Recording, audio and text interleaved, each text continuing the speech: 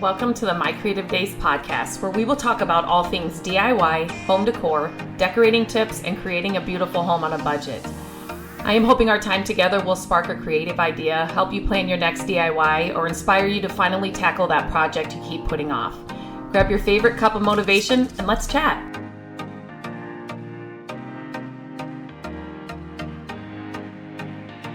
Happy Monday. Hello. Welcome back to another podcast episode. Today I'm going to, let me just make sure I'm recording myself. I am recording myself. So that's a good start. I've done that before. I've done an entire podcast episode and I have thought that I was recording, and then Stephanie on my team will say, Lindsay, I see that you tried to send over a podcast episode and there's nothing, it's blank. I'm like, oh my gosh. So anyway, I need to make sure that I'm checking that I'm recording myself. So technology is not my friend, I'm telling you. Today I'm going to talk about staging your furniture flips. I'm just going to give you a few tips for staging, and there are a lot of areas in the process of flipping furniture that people look past. And one of those areas is staging. And I am telling you, I've been doing this for more than 20 years,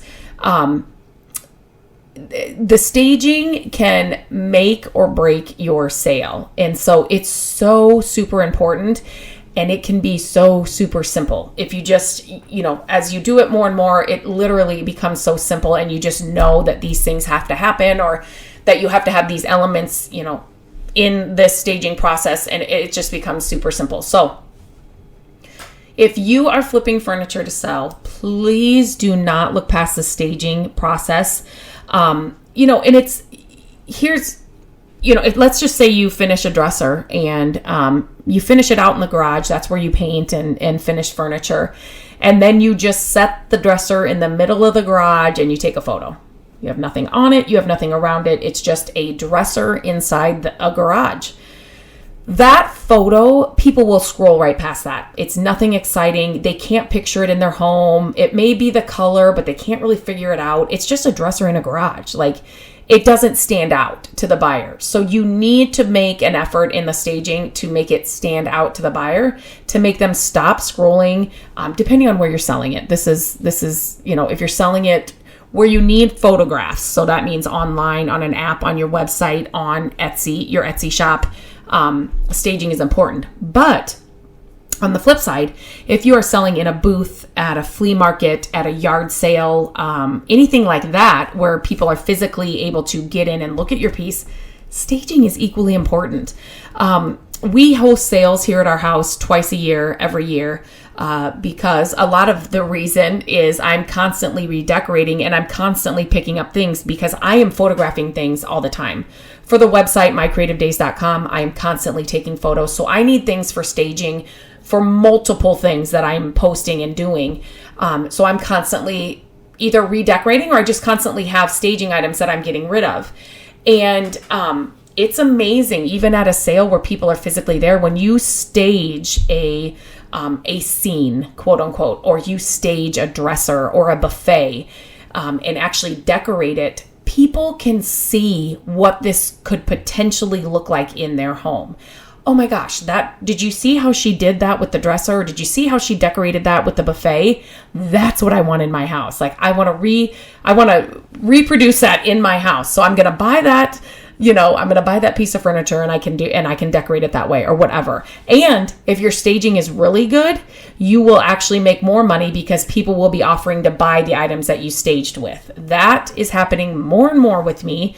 And Matt's like, you need to stop using the stuff that we actually have in our home and start staging with only things that you're willing to sell. Because I've been getting rid of things that I wasn't planning on selling, but people are begging to buy the stuff. So it's been okay, but it's just kind of been funny because we've been laughing. Like, my throw pillows are just, people want to buy them. And then, the decorations I had on the mantle that I used on the dresser or whatever, now those are gone. But it's actually not bad for me because I'm constantly searching and hunting for great pieces for our home or for staging. So they're quickly replaced. But So here's some tips that you need to think about. So this is no matter if you're taking, well, some of these are photo related, but think about the reason and why you want to sell. So if you're doing it, like I said, in person, at a booth, at a flea market, at a sale, or if you're selling it, you're taking photos and posting online somewhere. These things are just important to remember. It's going to make your sale that much easier, and your items will sell that much faster. Number one, this is so simple, but I see people not do it. Clean your piece. So usually, right after you've done a makeover, if you are, I almost just dumped my water all over. If you are painting and then you're top coating or whatever, usually you're taking the photos pretty much after that's cured or dried. So the piece isn't going to get so dirty, but a lot of dust can collect if you're, working in the garage, after a couple of days, dust collects in the garage. So wipe it down, dust it down before you're taking photos. And the same thing, if it's a piece that you've had in your house for a long time, doesn't really need painting, but it may have some spills or something on it, just clean your piece. That's just number one. Just make sure the piece is presentable and cleaned well before you take photos or before you set it up at a yard sale or a flea market. The next thing to remember when you are staging is you want to showcase, highlight, illustrate how it can be used. So for me, dressers are a piece of furniture. I love them because I've had dressers in our living room. I've had dressers in our dining room. I've had dressers obviously in the bedroom. Dressers can be used in entryways. Dressers can be used in mud rooms. They can be used in so many different rooms and areas. Same with buffets. Buffets can be great entry tables. They can be great entertainment centers. They can be a great serving center, in your dining room.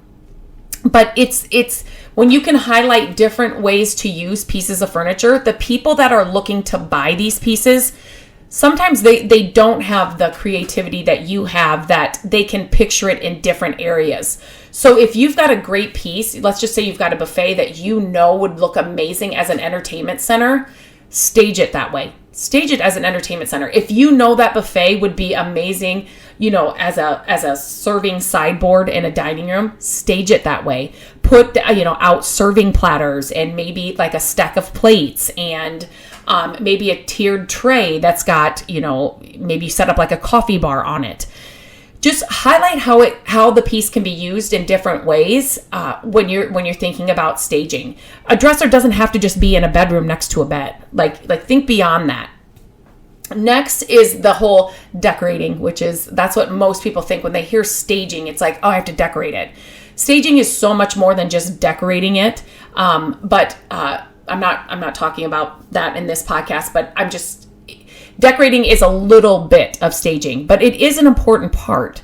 So again, you want to decorate that piece and highlight that and show what the possibilities are. And this is where it comes into recently it was a hutch that I decorated and a bench that I decorated where people were I want everything you used in there as well. I want to buy all that stuff.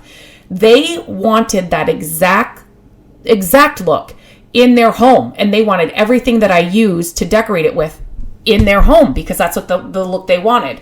It's the same thing if you are shopping online. If you are shopping online at your favorite stores, Target, Pottery Barn, any of those stores, or you're browsing, in person in a store, they put those furniture pieces in a way or decorate with them in a way so you can picture that piece in your home. And you may love, what they've done or how they've staged it. And you may buy extra things to get that same look in your home. The same thing goes for you if you are flipping furniture to sell.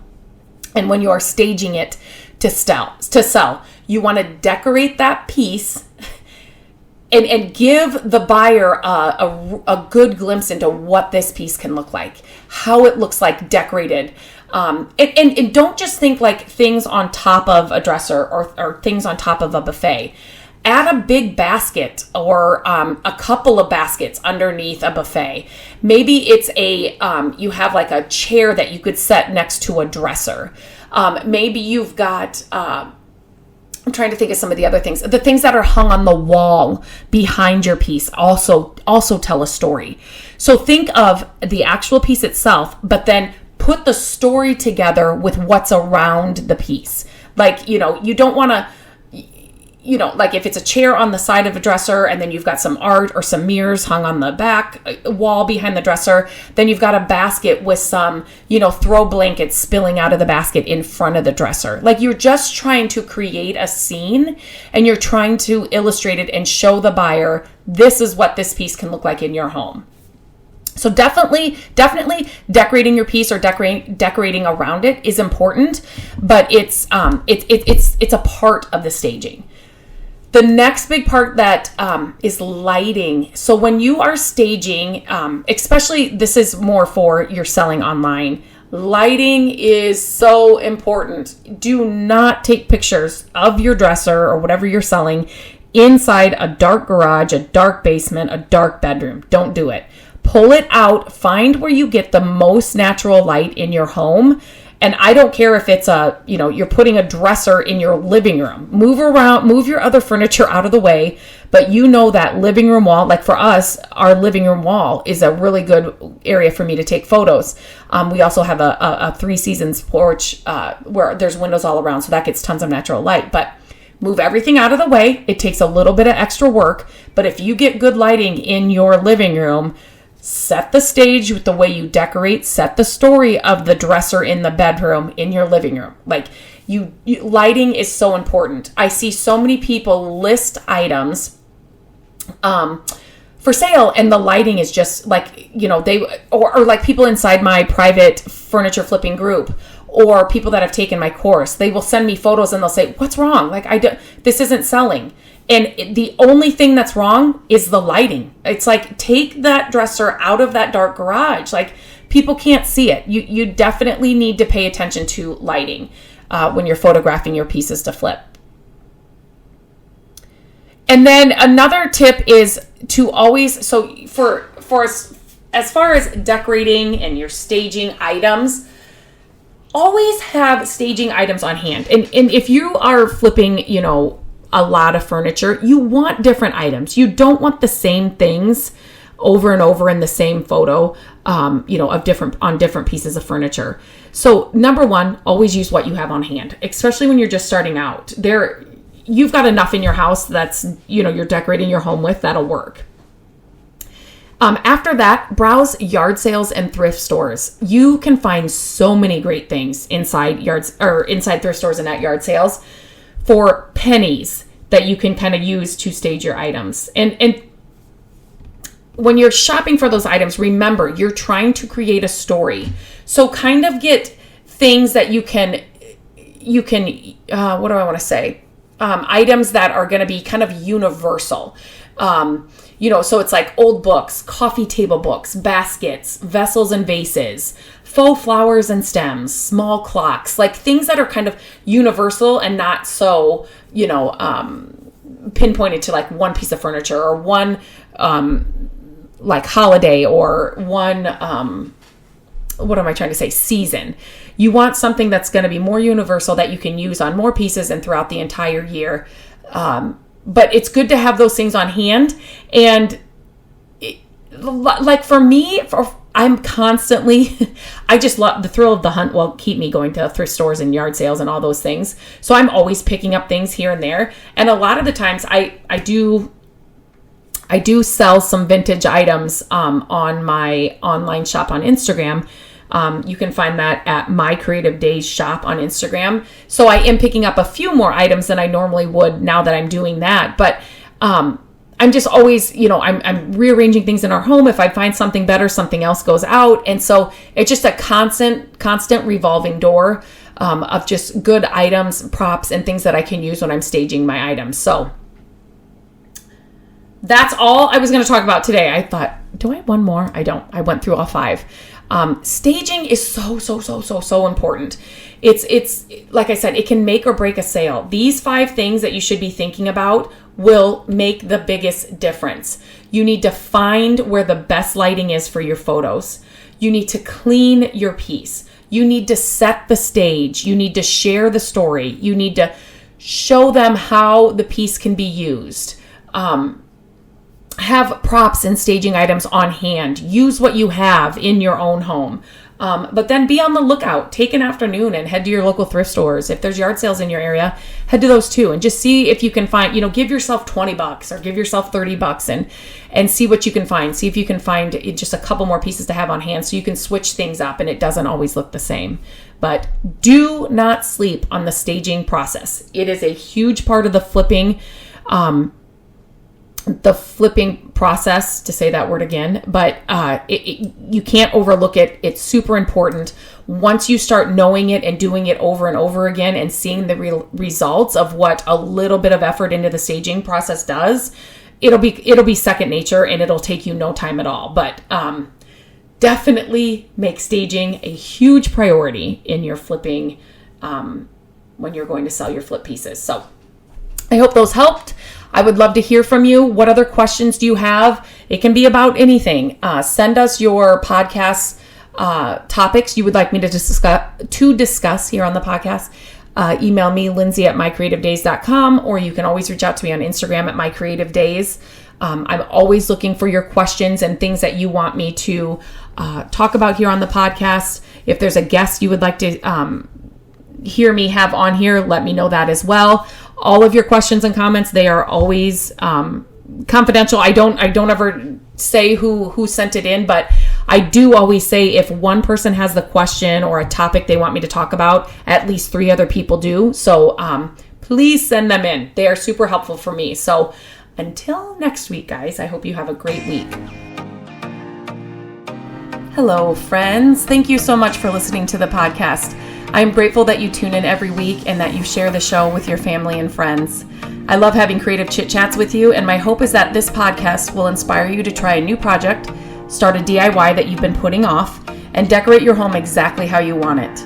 There are a few ways you can help us with the podcast. Follow the podcast so you don't miss an episode.